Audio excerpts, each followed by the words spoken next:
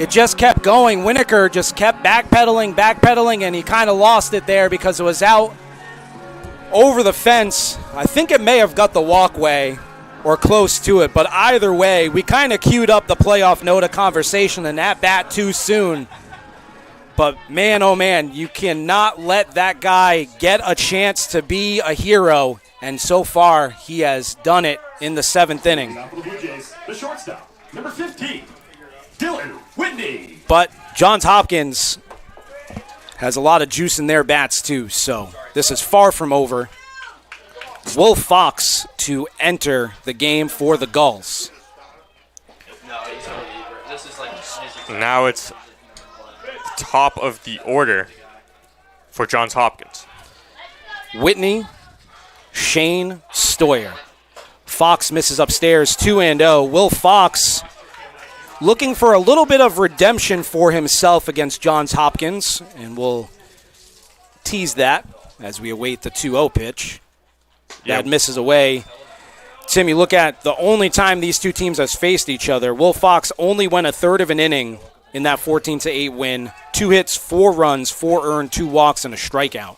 Yeah, this season Will Fox has pitched 21 in the third innings, has a 2.53 ERA, and a 1.13 WHIP. And he faced Whitney, the 3-1, in there for a strike. He struck him out looking. Then it kind of unraveled. Winokur single, Shane single, Cooper walk, and then some Blue Jays ended up scoring on the back end with a new reliever. Ground ball back to Laponis. Throw to first is a dart, 1 away.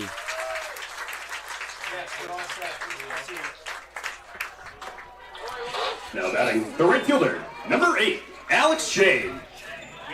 So, as we talked about, Fox looking to redeem himself. He has been lethal out of the pen, though, for the Gulls lately, and that's why Coach Brian Haley is going to Will Fox at the moment. Swing and a miss. Will Fox was one of the unsung heroes in the Cortland Regional for sure.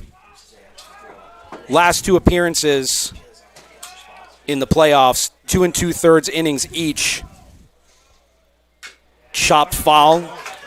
Combined 8 strikeouts, Tim, and only 3 hits. And if you look at the appearance before that against Trinity, 3 innings, no runs, 3 strikeouts. So Foxy, as they call him, is pretty dialed in for the Gulls at the moment. He's ahead 0-2. That runs off the table away. Oh, Alex Shane does have that double, the opposite field double, that then was succeeded by the Stoyer home run. Fastball up, 2-2. Fox wanted the call, but not going to get it. Yeah, Alex Shane has been a tough out today. I mean, this order, there's no easy out whatsoever. And Coach Babb talked about that in the regional, and there just isn't. 2-2, fly ball towering down the left field line. Noda looking up, makes the catch along the fence. A little similar to the play made in left field by Ciani, and that's out number 2. Now batting the third baseman, number 33. Here's a replay of it. Notarangelo didn't have to go as far as Ciani did, but it was pressed up against the fence. Great camera work out there by our crew to record that one. Did a beautiful job on the Ciani out as well. Yeah, sometimes those are tricky, but Notarangelo able to make the catch for out number 2. Tricky for the outfielder and the camera crew. That's 1-0. But we got a good group here for the Super Regional. This is year 3 in a row for them, so they know the field very well. 1-0 is off the plate inside, 2-0. Well, tying run is definitely represented at the plate with Stoyer. It's 2 for 3, 2-run homer. Ahead in the count 2-0. Fox misses upstairs, 3-0. And you don't want to give Hopkins any chance here. 3-0. Popped up, but out of play. You don't want to start seeing Souvenir and Sear and Winokur with guys at the plate. So Fox has really got to hunker down and try and get Stoyer here and get out of the inning with an answer. Yeah, interesting that Stoyer had the green light there. 3-1, fouled away. Tim, I think I would give Stoyer the green light in any count, in any inning, in any situation. Fair enough. This is about as premier of a hitter as you're going to get in Division III baseball. Full count. Here it is. Fly ball, left field, Notarangelo near the warning track, and he makes the catch for out number 3. Somehow that stayed in the ball yard. We move to the 8th.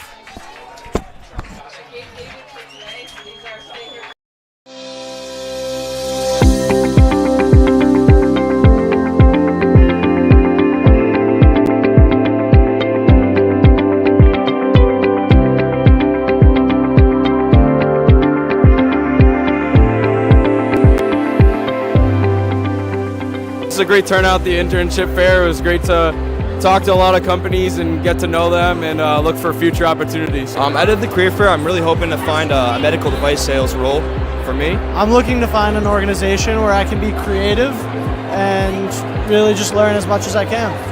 Hi, my name is Abby Antonelli and I'm an exercise science major and I'm looking in the PA field in orthopedic surgery. With this event, I'm looking to gain exposure to other companies and seeing where that could possibly take me.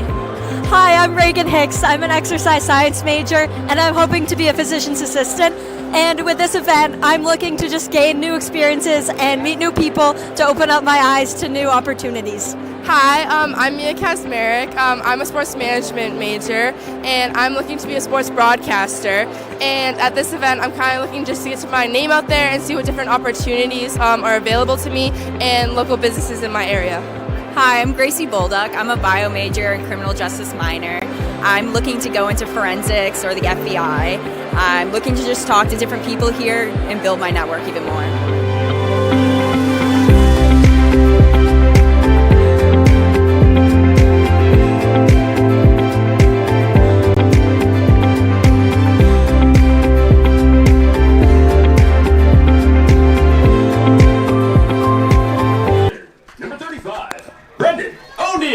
O'Neill, Laponis, Witkowski, Collins still out there.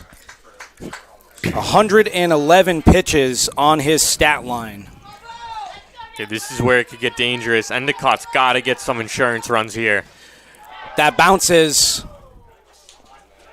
And Tim couldn't agree more. If you're a Gulls fan, you got to get some extra runs on the scoreboard because Hopkins is not going to go away quietly. No. There's no way. This 5-4 score just doesn't feel like it'll stand as it does now. With Collins up over 110 pitches, and Endicott is able to break through. So they've now put up 5 runs, have 8 hits. It is vital they get more.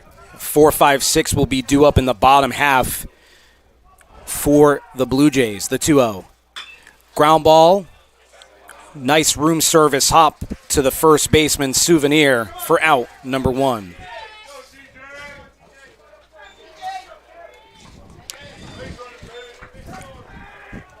Brings up TJ Laponis. Quietly putting together a really solid game. Sacrifice fly, RBI. Got the offense back into it. Is also walked and played superb defense for the Gulls. He takes a slider on the outer half for a strike. 0-1 the count. There's some action up in the bullpen. I believe Grant Mert was one of those relievers for Hopkins.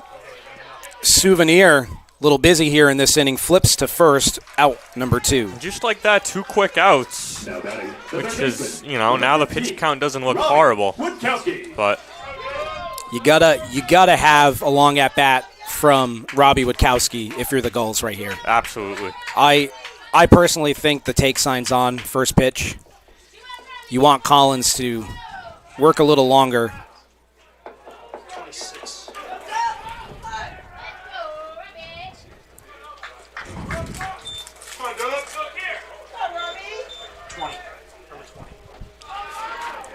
Tyler Sugrim also warming up for the Blue Jays. First pitch to Witkowski.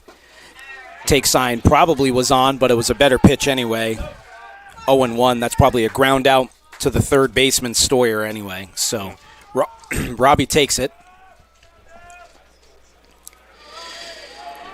Left side of the infield playing a little towards the line.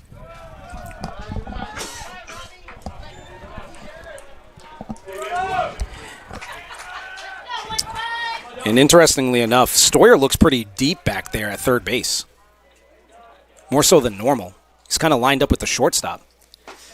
In there for a strike, 1-2, so that bender is finding a home on the inside corner to the right-handed hitting Robbie Witkowski.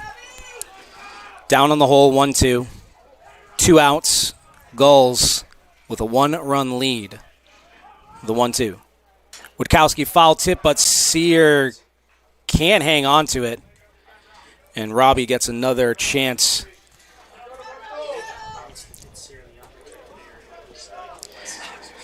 And Robbie and Sear, little good exchange of sportsmanship there.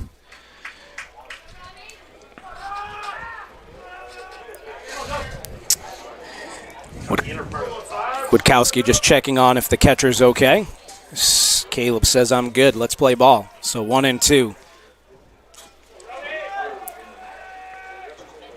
Breaking ball fanned on, strike 3, quick inning from Collins. The Blue Jays looking to respond in the bottom of the 8th.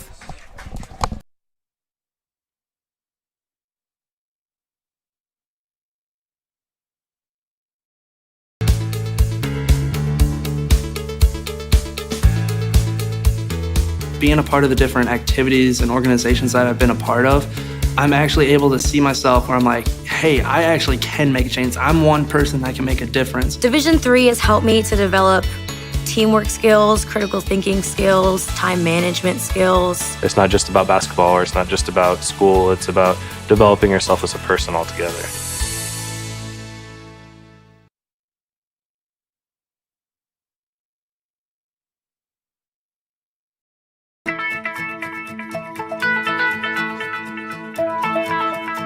College has given me the flexibility to pursue my passions and my interests, and I've recreated my identity for myself aside from just being an athlete. My greatest personal discovery has been that I am capable of doing things that I didn't know I was capable of doing. To be able to study what I wanted to and continue to play the sport I love, all of those things came together very nicely in one package in Division III.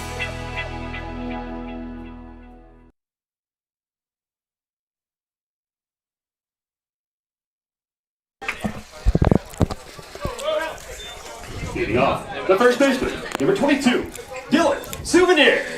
Souvenir, Sear, Winokur. Souvenir 0 for 3 on the day. Lead things off, ground ball foul towards the Hopkins dugout. They've kept this back quiet. We talked about it very early on in the broadcast. Batting .727 with 2 homers and 9 RBI coming in to the game. Yeah, and 342 on the season. Yeah. So he can get a hit anytime. He can swing it, there's no doubt. Right. 1-1. But the Gulls probably have their best reliever at the current moment out there. That's there for a strike. 1-2, the fastball just getting the outside corner. You go to your hot hand, and right now Will Fox has been that guy out of the pen for the Gulls. The 1-2. Chopped foul, but it's kind of not a surprise, though. As we talked about Tim in the last half inning, kind of seems like when the lights get a little brighter, Will Fox gets a little better. So we'll see how he continues to do here. 1-2. Souvenir thought about it. 2-2 the count.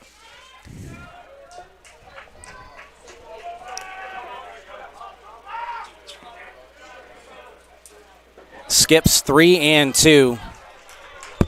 This is maybe the biggest pitch of the game up to this point. Yeah, you can't let the leadoff batter reach this late. See if he just challenges him with a fastball, the 3-2. There it is, ground ball. Pacheco, nice backhanded stab. The throw over. McDougal with the pick. Out number 1.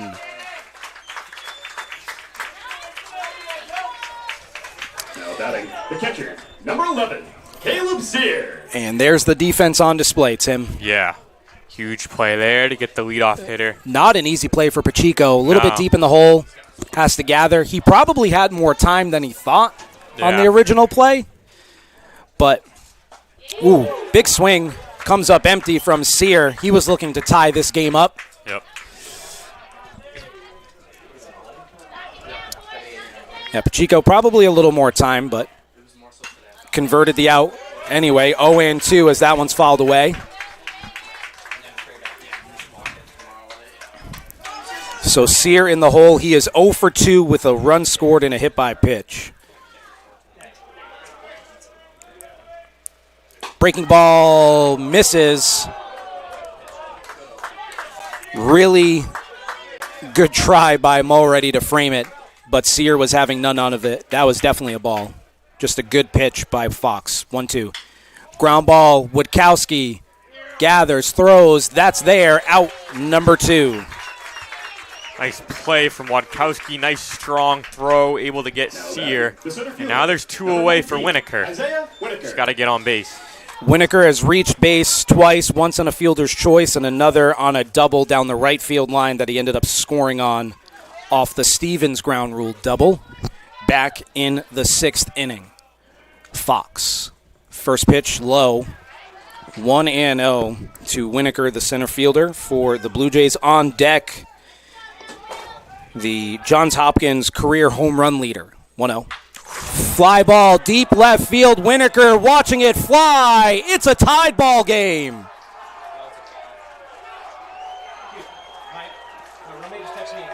And that was a shot. No doubter. Winokur put an absolute charge into that one. And he'll celebrate with his teammates. 5-5 the score.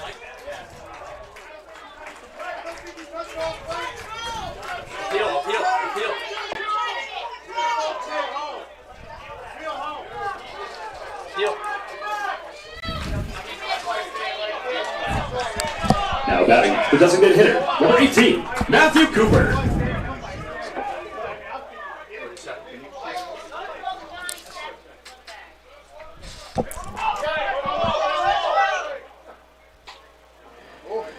So the appeal.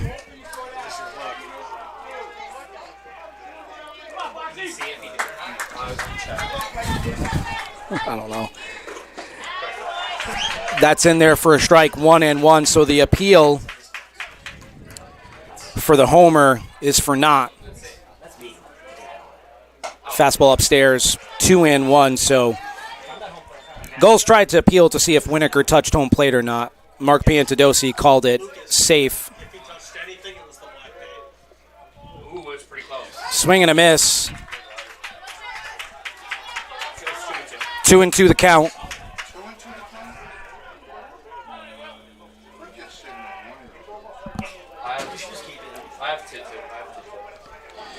Here's the 2-2. That misses away.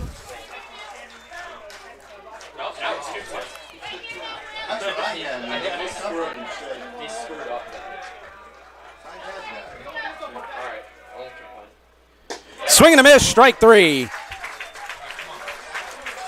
Johns Hopkins solo home run off the bat of Isaiah Winokur puts this game deadlocked at 5, headed to the top of the 9th inning.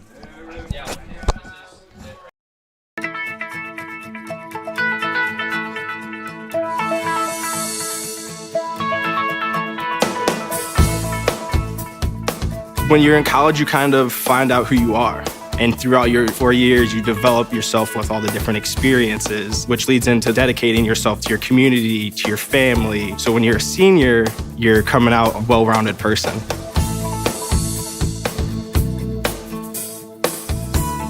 College has given me the flexibility to pursue my passions and my interests outside of the classroom and outside of the court or field. I've had the ability to get into different activities and organizations, and I've recreated my identity for myself aside from just being an athlete. Getting to be involved in a lot of different things, ranging from obviously being a student athlete to getting involved with my campus and my community, and not only being allowed to do that, but being encouraged to do that. The opportunity to be able to study what I wanted to and continue to play the sport I love, to have the professors know me on a personal level, all of those things came together very nicely in one package in Division III.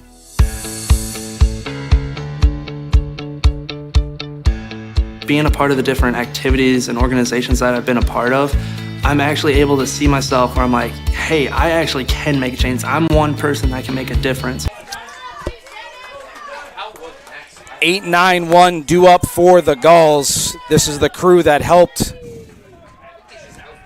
the Gulls take the lead in the 7th inning with a 3 spot, highlighted by the Noda 3-run homer. Mulready reached on a single to right field off of Collins, who is still out there encroaching on 125 pitches. He's at 122 at the moment, so he's getting up there. Right. Ground ball, foul. Remember, Mulready, as you explained, went opposite field of the base hit to lead off the inning in the 7th. Crucial at bat here for the Gulls.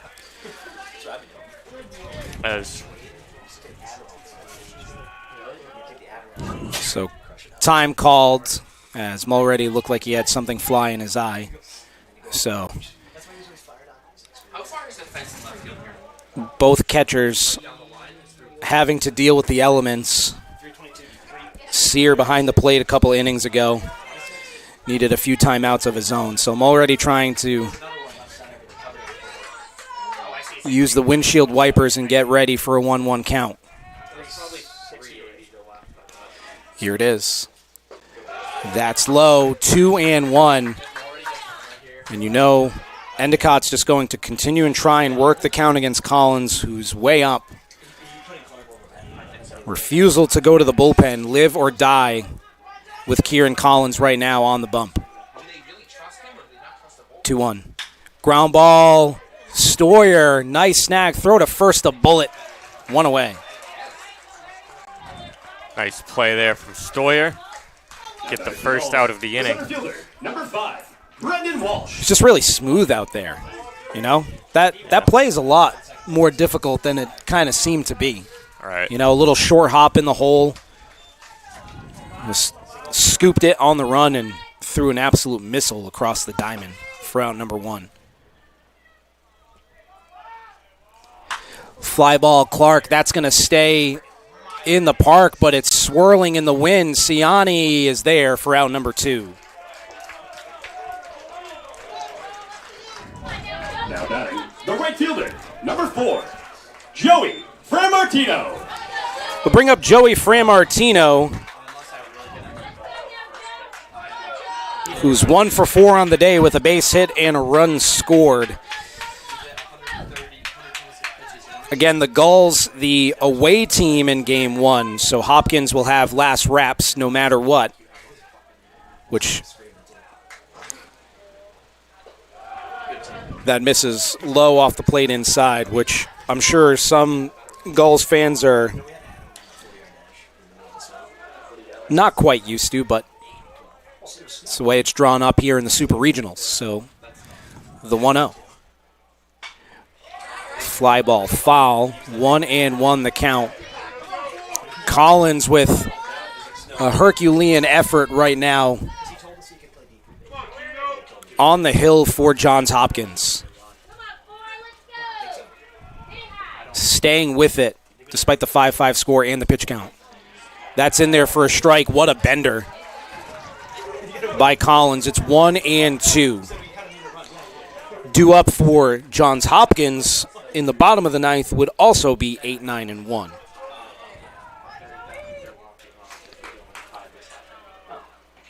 Foul tipped into the catcher's mitt. That's out number 3. We'll move to the bottom of the 9th.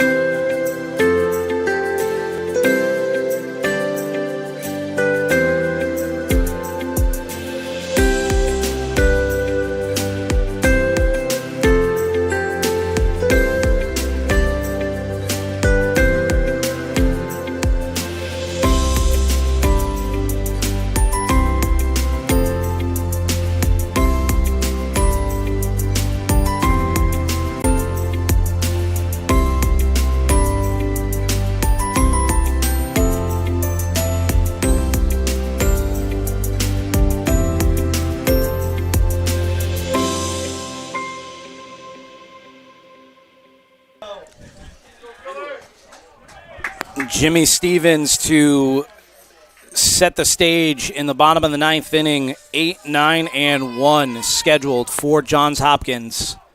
Game tied at 5. Evan Scully, the new pitcher, hums in a fastball for a strike. Evan Scully, 24 and 2/3 innings pitched this season, 1.09 ERA. The 0-1. That's down the right field line, bending foul, and McDougal throws his glove out. Did he make the catch? He made the catch. Wow. What a catch from McDougal. Danny McDougal, arm fully extended, running into the fence, then collided into the fence and may have went over it and held on to the ball for out number 1. What a play by Danny McDougal. It looks like it's going to be Lucas Gear, the pinch hitter, hitting .333 this season with 2 home runs and 17 RBI.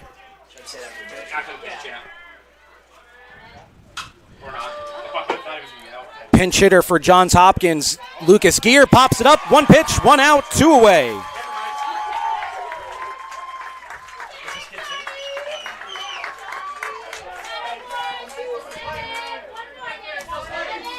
Now back to the Blue Jays, the shortstop, number 15, Dylan Whitney. So we'll see if Gear replaces Ciani in left field or not. If we can get to that point, still need one more out if you're the Gulls.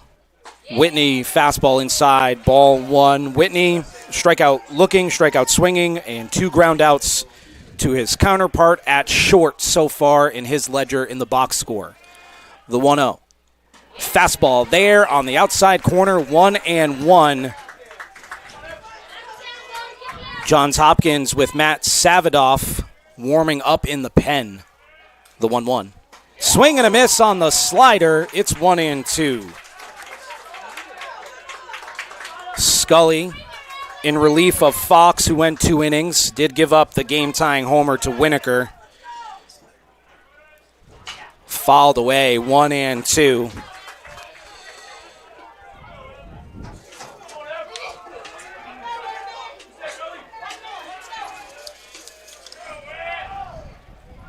Scully to the set.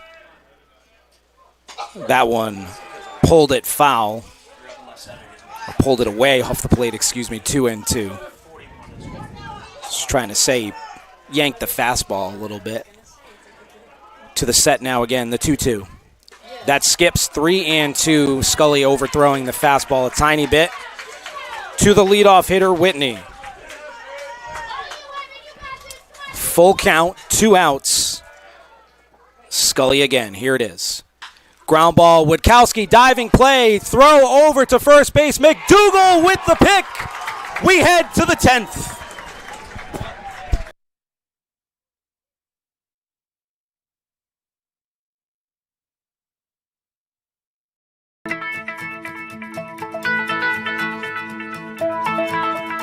College has given me the flexibility to pursue my passions and my interests, and I've recreated my identity for myself aside from just being an athlete. My greatest personal discovery has been that I am capable of doing things that I didn't know I was capable of doing. To be able to study what I wanted to and continue to play the sport I love, all of those things came together very nicely in one package in Division III.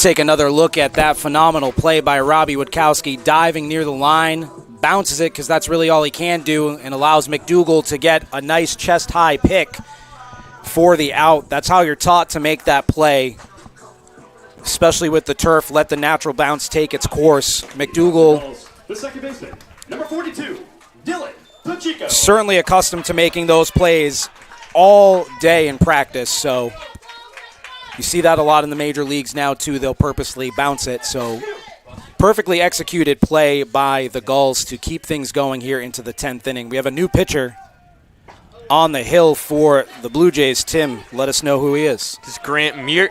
He's appeared in 10 games this season, pitching 14 in the third, and has a 4.40 ERA. He's allowed 2 home runs. So Meert on the mound, dealing with Pacheco, then Notarangelo, then McDougal. It's important to note that Endicott has the 2-3-4 hitters, but Johns Hopkins will as well in the bottom half of the 10th. So it's 2-3-4, 2-3-4 for both sides. Yeah, it's really lined up serendipitously for both teams. Line drive into right field, a leadoff hit for Cheeks.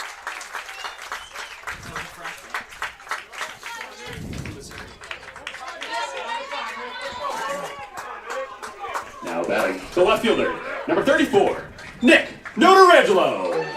Notarangelo, go-ahead 3-run homer in his last at-bat.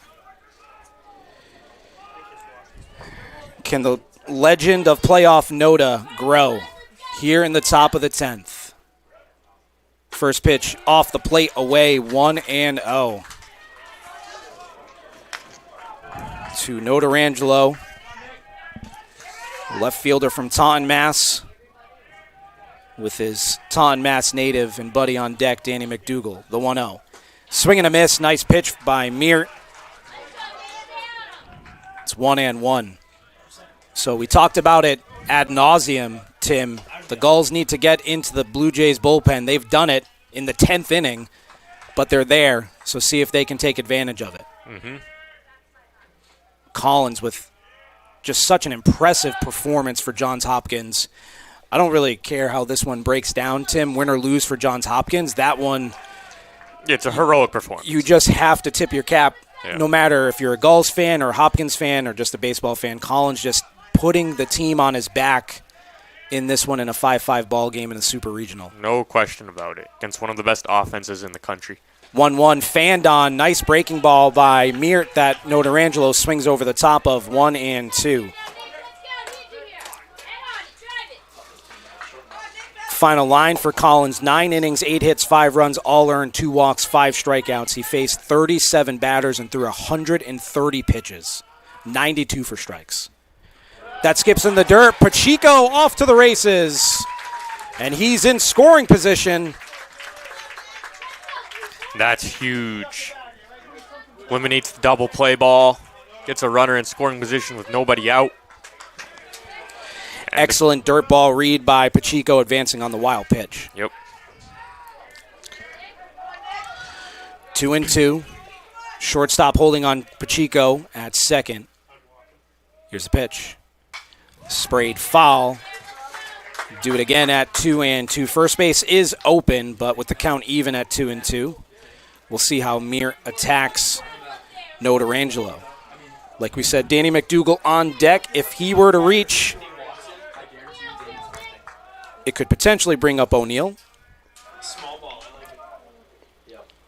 Ground ball, productive out for Notarangelo as it puts the runner 90 feet away. You're right about that. Notarangelo gets the job done, hits it to the right side of the infield, and Pacheco is now at third with less than 2 outs for Danny McDougal. Infield? Infield will be in, so we'll set the infield for you. Stoyer at third, Whitney at short, Stevens at second, and Souvenir at first. Lefty-righty matchup. First pitch, McDougal, deep fly ball to left field.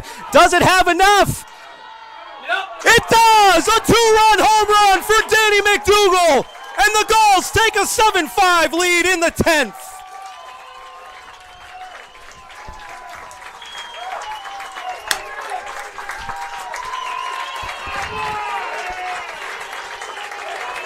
The two Taunton, Mass natives, Notarangelo and McDougal, going yard.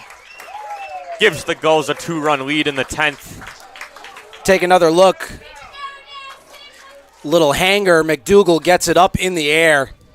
And it just kept going down to left field.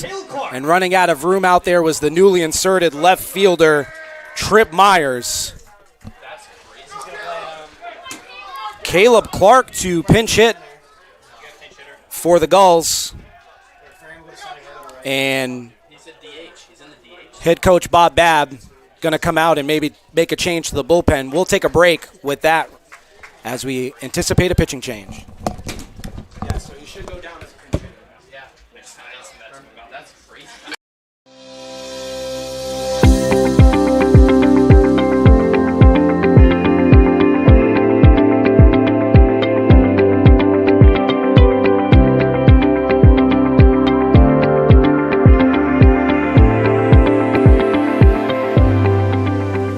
It's a great turnout, the internship fair. It was great to talk to a lot of companies and get to know them and look for future opportunities. Out of the career fair, I'm really hoping to find a medical device sales role for me. I'm looking to find an organization where I can be creative and really just learn as much as I can.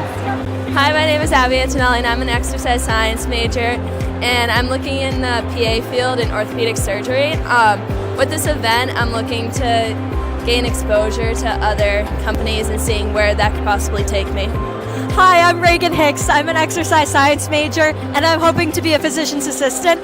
And with this event, I'm looking to just gain new experiences and meet new people to open up my eyes to new opportunities. Hi, I'm Mia Kasmerick. I'm a sports management major, and I'm looking to be a sports broadcaster. And at this event, I'm kind of looking just to get my name out there and see what different opportunities are available to me and local businesses in my area. Hi, I'm Gracie Bolduck. I'm a bio major and criminal justice minor. I'm looking to go into forensics or the FBI. I'm looking to just talk to different people here and build my network even more.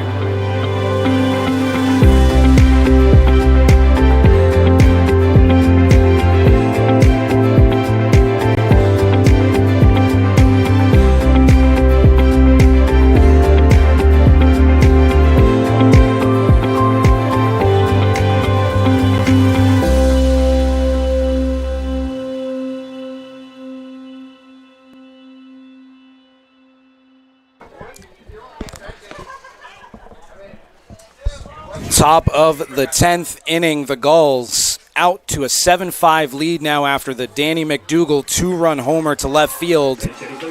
Little chess match between Coach Babb and Coach Haley here. Clark was scheduled to pinch hit against Meert. Coach Babb goes to the bullpen for Tyler Sugrim. And here enters Elijah Moses. Tim, what do we got on Sugrim? Sugrim's pitched 19 innings this season in 11 appearances, has a 4.74 ERA. And let's see what he's got. Moses in there to swing the bat. Light tower power for number 44. Takes that one on the outer half for a strike, 1-1. I've often wondered, Tim, if him and Brendan O'Neill had a home run derby at Northfield, who would win. But maybe that's for later. Yep. The 1-1. Fly ball, right field, line drive, and on the dive. What a play. Great play there from Alex Shane. Diving catch, and there's 2 away. Sinking liner. Alex Shane, great read on it. The shortstop, number 3, TJ Laponis. Moses put a charge into it. But Shane up to the task, as you can see, coming in and diving to make the catch. If that gets by him, it's obviously 2, maybe 3. But right. 2 away for TJ Laponis, the 0-1. That's off the plate. Looked like a slider from Sugrim. 1-1 the count. And the thing about that McDougal home run, just to go back to it, is I thought off the crack of the bat it was going to be a sac fly and just kept on carrying for a home run. And they're up 2, so it's automatically an insurance run. Well, you know? Tim, you were in my brain because I thought the same thing. That's why the beginning of that home run call wasn't as ecstatic, because I thought it was just going to be an SF, but that one kept going. Laponis, fly ball, Shane coming in, and that one's an easier one for him. For out number 3, Gulls 7, Blue Jays 5. We go to the bottom of the 10th. For the love of the game. That's what it's all about, they say. But for those of us who are Division III student athletes, it's more than that. It's more about team and the schools and communities we represent. And for the many of us blessed with the strength to compete in sport at the college level, we understand that with what we were given comes a special obligation. Our obligation to help those who have their own special needs and whose love for the game is no less intense. That is why NCAA Division III teamed up with Special Olympics. Since August of 2011, we and others from Division III campus communities have volunteered more than 250,000 hours, time away from the classroom and practice field, reaching across the country to coach and mentor Special Olympics athletes. And to learn that in giving, we receive so much more in return. Help us keep that dream alive. Be part of it. Get involved. You can make a difference.